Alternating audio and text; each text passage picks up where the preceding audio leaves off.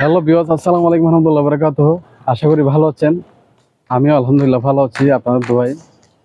তো দীর্ঘদিন পর আপনাদের মাঝে আসলাম বন্ধুরা। তো আজকে একটা টপিক নিয়ে কথা বলবো, সেটা হচ্ছে পোল্যান্ডের। বন্ধুরা, আপনারা অনেকে আমাকে মেসেজে লিখছেন যে পোল্যান্ডের বর্তমান কী অবস্থা, তো ভিসা হচ্ছে কিনা, রেশিও কেমন। তো বন্ধুরা, বর্তমানে আপনাদেরকে বলবো যে পোল্যান্ডের ভিসা রেশিও তেমন ভালো না। আর বর্তমান সেখানে গভর্নমেন্ট চেঞ্জ হয়েছে। তো উনি হচ্ছে ট্রাম্পপন্থী হওয়াতে ওনার বর্তমান যে পরিস্থিতি, যে চলন বাচন সবগুলো একটু ভিন্ন রকমের। এটা এখন একটু আপনার চেঞ্জ করে ফেলছে।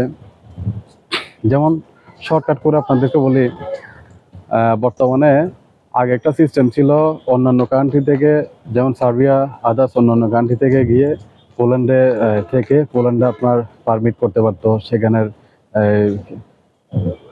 ওখানে থাকতে পারতো, স্টে করতে পারতো, হ্যাঁ, নাগরিকত্ব ওখান থেকে নিতে পারতো।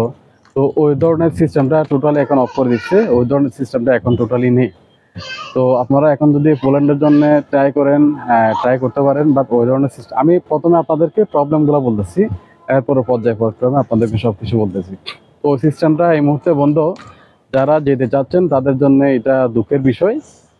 তো এই মুহূর্তে পোল্যান্ডে আপনার অনেকে আছেন যারা কাবাব শপ ইত্যাদি অন্যান্য শপ দিছে।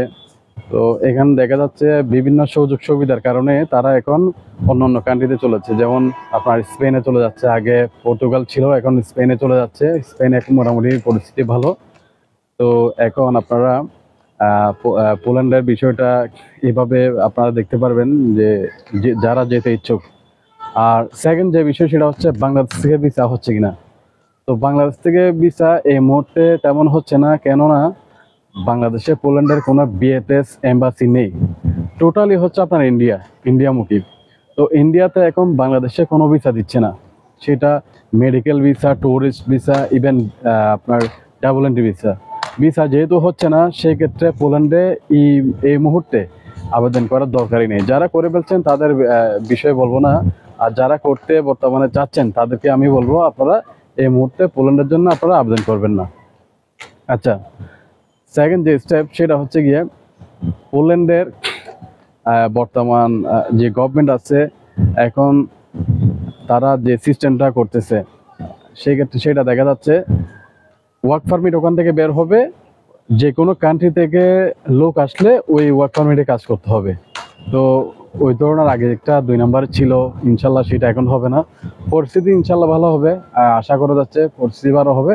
তবে যেহেতু আমরা ইন্ডিয়ামুখী, আমাদের একটু থিঙ্কিং করতে হবে, আমাদের আসলে ওখানে না করাই বেটার। যেসব কান্ট্রির বিএফএস বাংলাদেশে আছে, এম্বাসি বাংলাদেশে আছে, আমরা ওখানে আবেদন করব, ওটা আমাদের জন্য বেটার হবে। আমি আপনাদেরকে এটা সাজেস্ট করি। বাংলাদেশের যেসব বিএফএস আছে, ভিসা এখনো হচ্ছে, আপনারা ওখান থেকে ওইসব কান্ট্রিতে আবেদন করতে পারেন।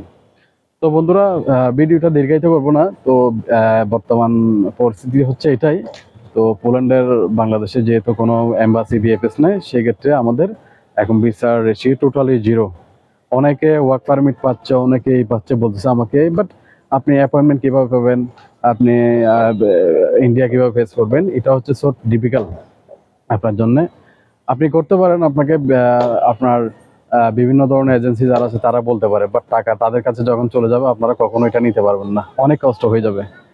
তো বন্ধুরা, আপনাদেরকে আমি বলবো আপনারা এই মুহূর্তে যারা পোল্যান্ডের জন্য চাচ্ছেন, আপনারা জমা দিয়েন না, আপনারা একটু অপেক্ষা করেন, পরিস্থিতি কি হয় দেখেন। বাংলাদেশে যদি একটা বিএফএস হয় তাহলে সেক্ষেত্রে আমাদের জন্য বেটার অপশন হবে আর কি। হ্যাঁ, তো ভালো থাকবেন, দোয়া রাখবেন। আজকের মতো আসসালামু আলাইকুম রহমতুল্লাহ বরকাতুহু।